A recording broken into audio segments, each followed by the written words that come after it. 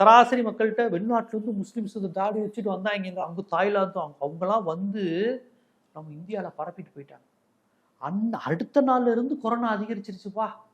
அவங்க வந்தாங்கல்ல, வந்த கூட்டம் கண்ணாமண்ணான்னு இருந்தாங்க, வெளிநாட்டிலேருந்து வந்தாங்கல்ல, பரப்பி விட்டு போயிட்டே இருக்காங்க அப்படின்ட்டாங்க. இது தமிழ்நாட்டில் கூட சில பேர், அதாவது அவர்களெல்லாம் ஆர்எஸ்எஸோ விருப்ப அரசியல் பேசுகிறவர்களோ கிடையாது, ஒரு அச்சத்தை உண்டு பண்ணிச்சு. ஐயோ, ஏன்னா உயிர் சார்ந்த விஷயம்ல, நம்ம உயிரை பறிக்கிற கொரோனா அதை தேவையில்லாமல் பரப்பி விட்டாங்களோ, இவங்களை யார் மீட்டிங் போட சொன்னா, இந்த நேரத்தில் மீட்டிங் வேணுமா, முஸ்லிம்ஸ் தேவையில்லாத வேலை பண்றாங்க, இப்படி ஒரு பொது புத்திய கருத்துருவாக்கத்தை உருவாக்குனாங்க.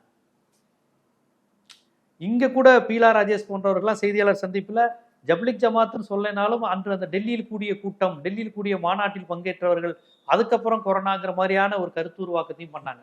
இப்ப ரெண்டும் பொய்ன்னு ஆயிடுச்சு.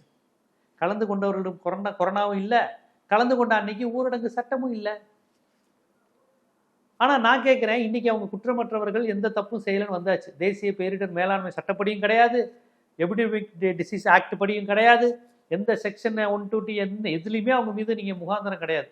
ஆனா இந்த 5 வருஷம் அவங்க வாழ்க்கை என்னாச்சு?